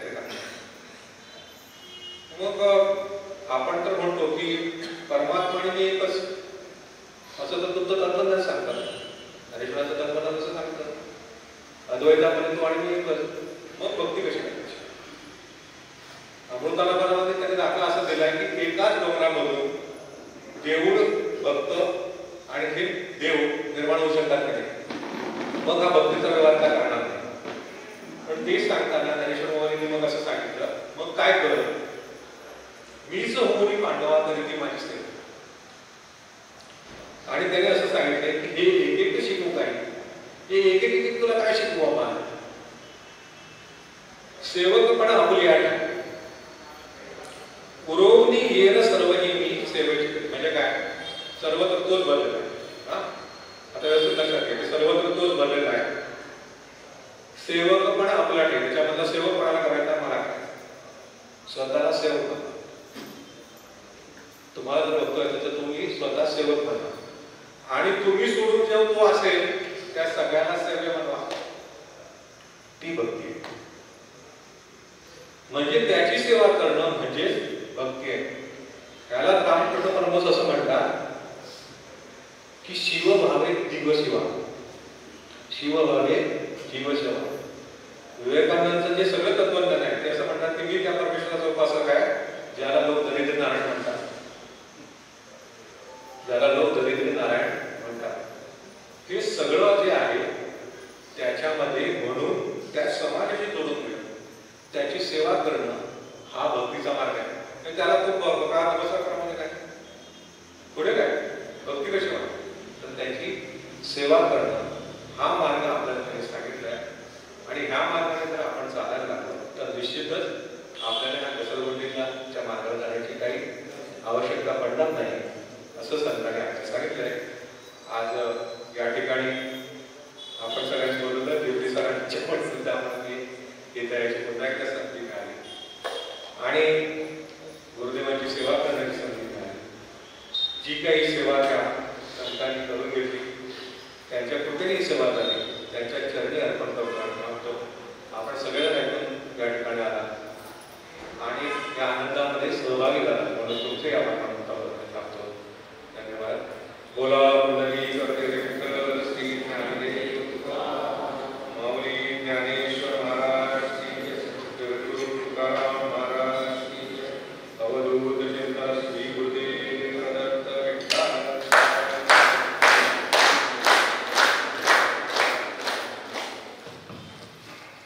संतांचे विचार, संत साहित्याचे मठ.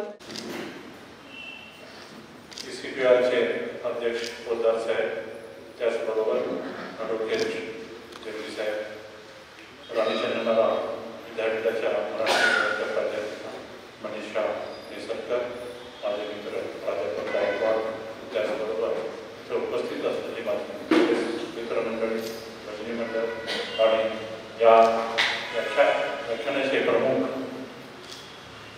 करुळेकर महाराज या सर्वांना माझा नमस्कार. सर्वप्रथम आता आपण गेले 3 दिवस जे व्याख्यान ऐकतो त्या व्याख्यानाचा प्रभाव आणि ज्यांना या इथे उपस्थितांना संधी मिळाली, ज्यांना संधी मिळाली त्यांचं मी सर्वप्रथम अभिनंदन करतो. आणि आज CCPR 1924 ते 2024 आणि ह्या 100रीचा पल्ला गाठला. हा पल्ला गाठत असताना त्यांनी नुकतंच 100री मोठ्या प्रमाणात साजरी केली आणि त्यासाठी प्रमुख होते RSSचे प्रमुख मोहन भागवत, त्यासाठी मी तुमच्या साऱ्यांच्या वतीनं या संस्थेचे मनपूर्वक अभिनंदन करतो, बरोबरच शुभेच्छा देतो. आणि आजच्या या मोबाईलच्या युगात गरज आहे करुळेकर साहेबांची, तर बेळगाव शहराला गरज आहे अशा या व्याख्यानांची. आज आपण समोर पाहिलं तर तरुणाई वर्क फ्रॉम होम आणि अशा पद्धतीनं त्यांनी जी जाळ्या मिळवलेल्या आहेत त्यांच्यासाठी एखादं व्याख्यान बेळगावकरांनी आपण एक प्रयत्न करूया आणि आपल्या बेळगावकरांना, बेळगावातील तरुणांना दिशा दाखवण्याचं काम आपलं सर्वांची जबाबदारी आहे. मला आनंद गेले 3 दिवस करुळेकर साहेब, करुळेकर महाराज वेगवेगळ्या भगवद्गीतेचे उदाहरण देऊन मानवी मनाची घसरगुंडी, जेव्हा हा शब्द समोर येतो तेव्हा आपल्याला एक 3 दिवसामध्ये कॉन्फिडन्स, एक आत्मविश्वास निर्माण होतो की या ठिकाणी एक आपल्या आयुष्यातील प्रत्येकाने चांगल्या प्रकारची उंची गाठायची असते. आपण सर्वजण भाग्यानं आहोत. या ठिकाणी बेळगाव शहरातील एक उंच असं ठिकाण म्हणजे गुरुदेव रानडे मंदिर आहे. हा परिसर आणि ह्या परिसरामध्ये पाऊल ठेवल्यानंतर मग असे माझे काही शब्द आमचे प्राध्यापक गायकवाडांनी घेतले, त्यामुळे मला ते परत रिपीट करणार नाही. कारण एक समाधान एक वेगळंच आहे. आज बाहेर पाऊस असताना सुद्धा एवढी तुमची सगळ्यांची चांगली उपस्थिती बघितल्यानंतर आणि प्रवचन एवढे चांगले विचार ऐकल्यानंतर माझे विचार तुमच्याकडे सादर न करता आपण मला या साध्या सामान्य कार्यकर्त्याला बोलवून व्यासपीठावरती बसण्याचं आणि समारोपाचं भाषण समारोपासाठी आमंत्रित केल्याबद्दल मी तुमचे मनपूर्वक आभार मानतो. जय हिंद, जय हिंद.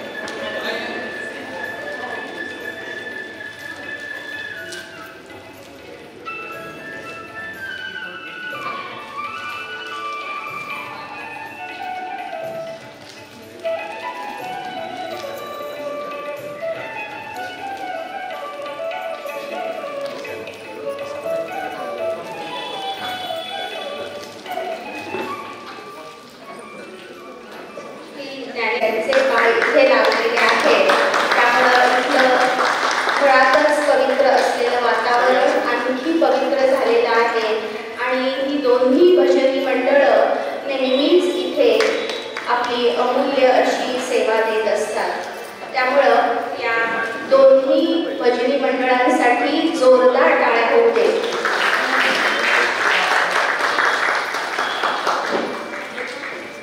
सर्व भजनी मंडळातील महिलांचं पुन्हा एकदा अभिनंदन.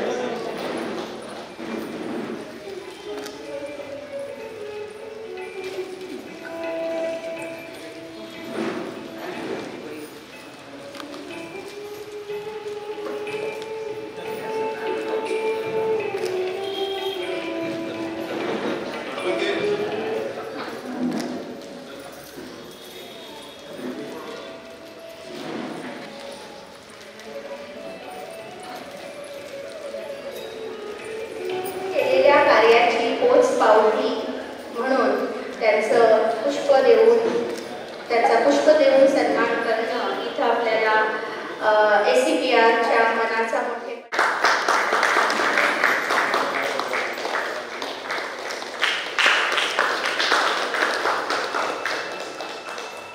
पहिल्या सत्रात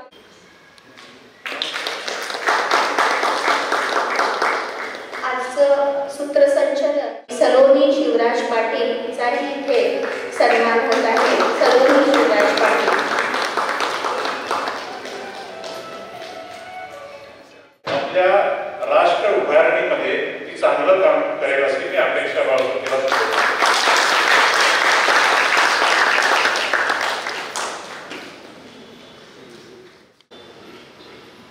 academy of comparative philosophy and religion या संस्थेने शतमान उत्सव साजर करीत आहे.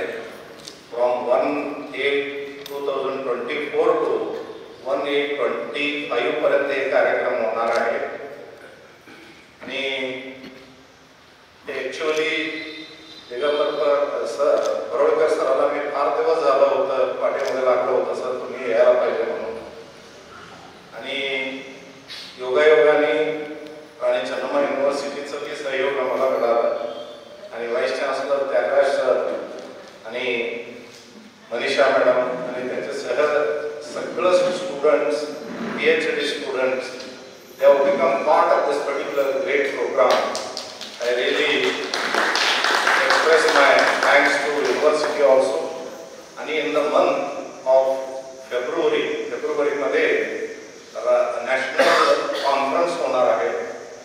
फक्त गुरुदेवांचं तत्वज्ञानावर, गुरुदेवांचं पुस्तकावर, गुरुदेवांचं जीवन दर्शनावर फार मोठं जगामध्येच सगळं तत्वज्ञानी लोक इथे येणार आहे.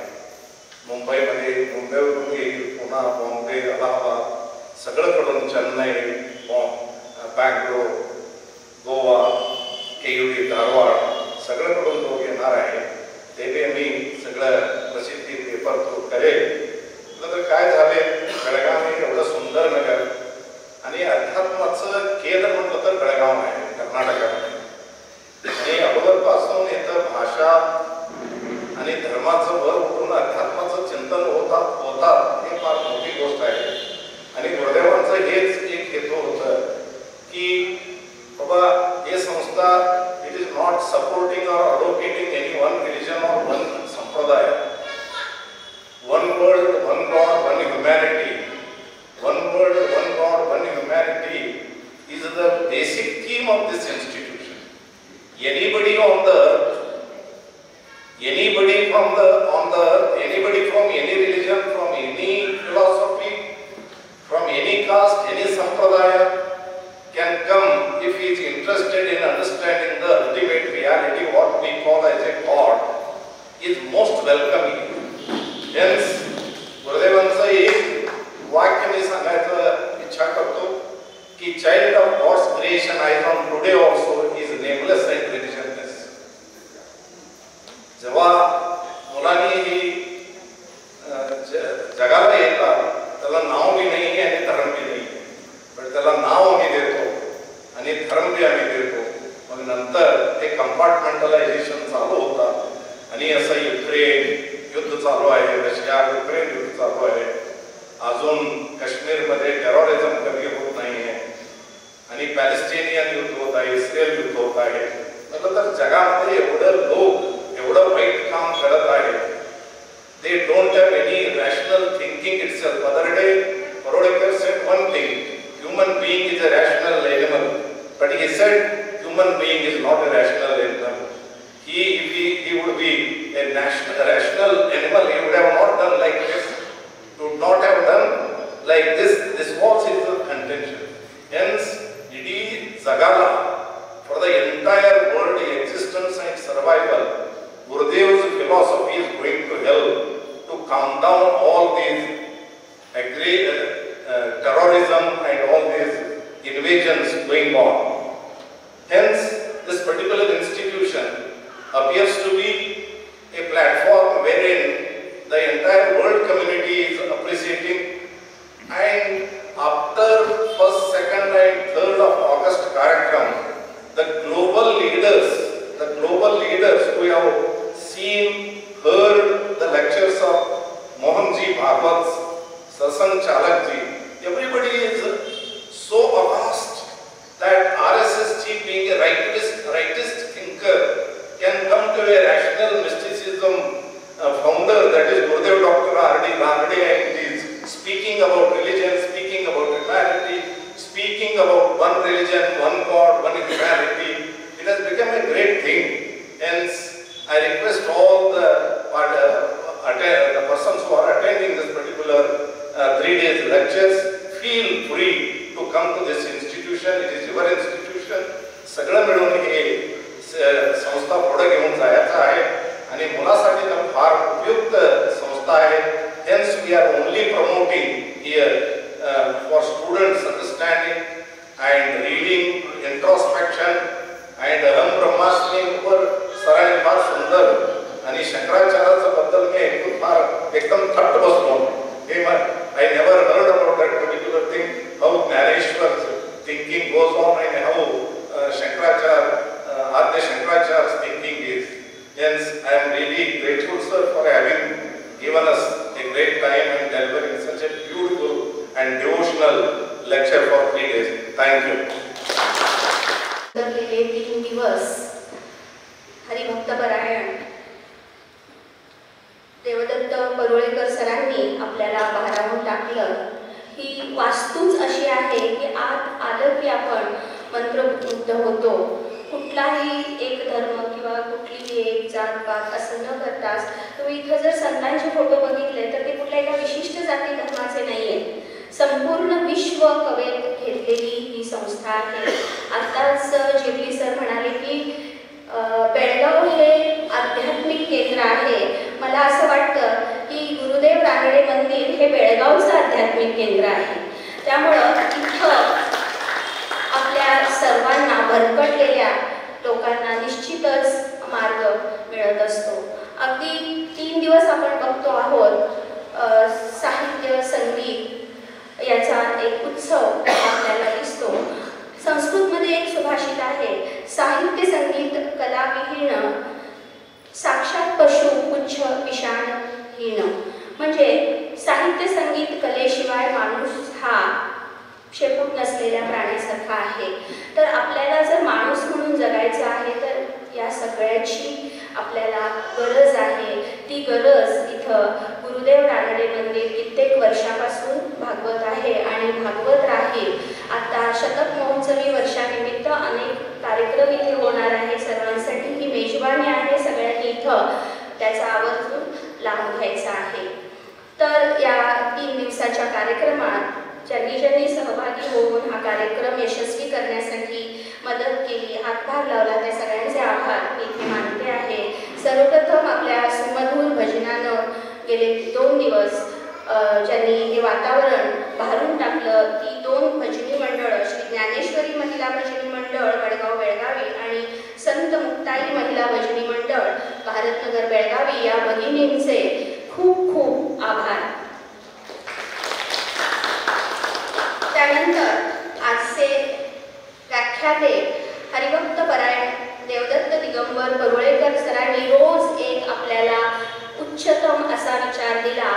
आज त्यांनी तुझे आहे तुझपाशी तरी परी तू जागा चुकलाशी हा विचार आपल्याला दिला. सुख आपल्यातच आहे आणि आपण नको त्या गोष्टी शोधत असतो. स्वर्ग आणि नरक ह्या केवळ संकल्पना आहेत, त्या आपणच निर्माण करत असतो. हा मूल्य असा विचार घेऊन आपण इथून आज जात आहोत.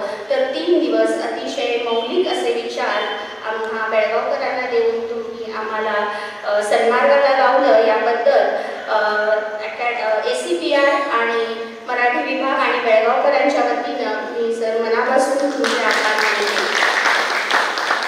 या संस्थेचे अध्यक्ष श्री अशोक पोतदार सर, त्यांच्याच पुढाकारानं ह्या सगळ्या ॲक्टिव्हिटीज होत असतात. तर या सर्वांच्या वतीनं सरांचे, श्री अशोक पोतदार सरांचे मनापासून आभार. त्यानंतर ॲडव्होकेट श्री मारुती जिर्ली सर, या सगळ्याचे सूत्रधार असं म्हणायला हरकत नाही. तर आत्ताच त्यांनी one God one world one humanity हा अत्युच्च असा विचार सांगितला. तर आम्ही तो अनुभवलेला आहे सरांच्या सानिध्यात. परवाच ते बोलताना काय म्हणाले, आमच्या घरी कधीतरी या, आम्ही रोज रात्री संत तुकारामांचे अभंग म्हटल्याशिवाय झोपत नाही, 12 अभंग आम्ही म्हणतो. तर एक कन्नड मातृभाषा असलेली व्यक्ती मराठी अभंग म्हणते, हा किती मोठा विचार आहे. आपण नको त्या क्षुद्र गोष्टीमध्ये अडकून बसतो. तर अशी माणसं आपल्याला मानवता शिकवतात, सगळ्या भेदाच्या पलीकडं जगायला शिकवतात. त्यामुळं आणि आणखी एक मला इथं जाणवलं की इथं जी माणसं संस्थेमध्ये काम करतात, कुठलाही अहंकार त्यांच्यामध्ये दिसत नाही. मी एकच मिनिटात एक उदाहरण सांगते. आमच्याकडे मोठा कार्यक्रम होता आणि फुलं बिलं द्यायला आपण कुणाला तरी सांगून ठेवतो आणि नेमकी ती व्यक्ती मला दिसली नाही म्हणून मी दुसऱ्यांचं नाव घेतलं आणि ती व्यक्ती मध्येच कुठेतरी बसली होती, रागानं जोरात निघून गेली. तर हा अहंकार आणि त्या व्यक्तीला नंतर आम्ही सगळ्यांनी जाऊन विनवण्या केल्या तरी ती व्यक्ती जेवायला आली नाही, कशालाही आली नाही, माझा अपमान झाला. आणि पहिल्याच दिवशी आम्हाला जकाती सरांनी सांगितलं की आम्ही नावं सांगतो, त्यांना तुम्ही फुलं द्यायला सांगा. नाही सर तुम्ही आता सांगा, आम्ही लिहून घेतो, नंतर प्रॉब्लेम होतो. ते म्हणाले नाही नाही, आमच्यात तसलं कुणीही नाही आहे, कुणालाही काहीही वाटत नाही. हा मानवी मनाचा मोठेपणा जर असेल तर मानवी मनाची घसरगुंडी होत नाही. आणि मानवी मनाच्या घसरगुंडीमुळे बाहेर जी बजबजपुरी माजलेली आहे, परपटलेलं आहे जग, ते होणार नाही. तर हा मानवी मनाचा मोठेपणा आपण इथून घेऊन जायचा आहे. तर अशा या जिर्ली सरांचे मनापासून आभार. त्यानंतर आज ज्यांनी कार्यक्रमाचं प्रास्ताविक आणि स्वागत केलं ते आमचे गुरु, आमचे मार्गदर्शक, आमचे माजी मराठी विभाग प्रमुख डीन प्राध्यापक डॉक्टर विनोद गायकवाड सर. देवदत्त परुळेकरांबद्दल नेहमी ते आम्हाला सांगत असतात. जिर्ली सरांचं नाव तरी नेहमी आमच्या बोलण्यामध्ये असतं. किंवा गुरव सर असतील, गुरव सर मराठा मंदिरचा जेव्हा जेव्हा विषय येतो ते गुरव सरांबद्दल भरभरून बोलत असतात. तर त्याने अतिशय सुंदर अशी प्रस्तावना या मानवी मनाच्या घसरगुंडी या विषयाला आपल्या चिंतनशील अशा विचारांनी दिली. त्याबद्दल त्यांचेही ACPR तर्फे मी आभार मानते. त्यानंतर आजच्या या समारोप कार्यक्रमाचे पाहुणे उद्योगपती अप्पासाहेब गुरव आणि अध्यक्ष मराठा मंदिर ट्रस्ट बेळगावी हे स्वतः उद्योगपती आहेत. पण तुम्ही आत्ताच पाहिलं असेल त्या विद्यार्थिनीला बोलवून त्यांनी इथं सत्कार केला. तर नेहमी नवीन पिढीनं चांगल्या गोष्टी आत्मसात केल्या पाहिजे हा त्यांचा ध्यास आहे. परवाच मागच्या महिन्यात एका कार्यक्रमात त्यांना भेटले, त्यावेळी मराठी विभागाबद्दल चर्चा झाली. त्यावेळी ते म्हणाले की मराठी विभागासाठी काय मदत असेल तर मला केव्हाही हाक मारा. तर असं हे समाजशील व्यक्तिमत्व. पुन्हा मराठी भाषेला अभिजात भाषेचा दर्जा मिळाला, त्यामुळं आपण मोठा कार्यक्रम करायचा आहे. मॅडम आपण कार्यक्रम करू. सर आम्ही त्या तुमच्या हाकेला ओ दिलेली आहे. प्राध्यापिका संध्या देशपांडे मॅडम आणि आम्ही आता कार्यक्रमाची जोरात तयारी करणार आणि सगळ्यांनी मिळून अतिशय मोठा सगळ्या बेळगावकरांना मेजवानी ठरेल असा आपण कार्यक्रम करू. तुमचं सहकार्य आम्हाला मोलाचं ठरेल. या सर्वांच्या वतीनं मी श्री अप्पासाहेब गुरव सरांचे मनापासून आभार मानते. त्यानंतर आणखी एक महत्त्वाचं व्यक्तिमत्व ज्यांचं नाव घेतल्याशिवाय आपण पुढे जाऊ शकत नाही ते जकाती सर. अतिशय निस्वार्थी भावनेनं मी त्यांना जेव्हापासून पाहते आहे सगळी कामं करतायत. अगदी खुर्च्या ठेवण्यापासून, मग अशी तर जिर्ली सर पण खुर्च्या ठेवत होते. किती मोठी माणसं आहेत ती. तर जकाती सर खुर्च्या ठेवण्यापासून त्या मुलींना तिथे बसून मार्गदर्शन करतायत, मध्येच उठून आणि जाऊन काहीतरी करतायत. तर इतक्या मोठ्या मोठ्या पदांवर ही माणसं काम करून आलेली आहे तिथे इथे मोठ्या पदावर काम करतायत, पण कसलाही अहंकार नाही, अतिशय सेवाभावी वृत्तीनं एका सत्कार्यासाठी ती कामं करतायत. या माणसांची मन स्थिर आहे, पण समाजातल्या माणसांच्या मनाची घसरगुंडी थांबवण्यासाठी त्यांचं कार्य अविरत सुरू आहे. अशा या जकाती सरांचे मनापासून आभार. त्यानंतर इथं उपस्थित असलेले श्री किशोर काकडे सर, त्यानंतर doctor IS Kumbhar sir, doctor Sanjay Kamble sir, आणखी मला सगळ्यांची नावं माहीत नाही आहेत, पण कुणी जर महनीय व्यक्ती असतील, अर्थात आत्ताच आपण बोलल्याप्रमाणे कुणाला राग येणार नाही याची खात्री आहे. त्यामुळं ॲडव्होकेट सुधीर सर, तर ही सगळी माणसं, पुन्हा आरती आपटे मॅडम, प्राध्यापिका संध्या देशपांडे मॅडम, तर ह्या माझे विद्यार्थी आणि इतर सुज्ञ श्रोतृवर्ग, या सगळ्यांनी या 3 दिवसाच्या व्याख्यानमालेला अतिशय मनापासून भरभरून जो प्रतिसाद दिला त्याबद्दल सर्वांचे मनापासून आभार.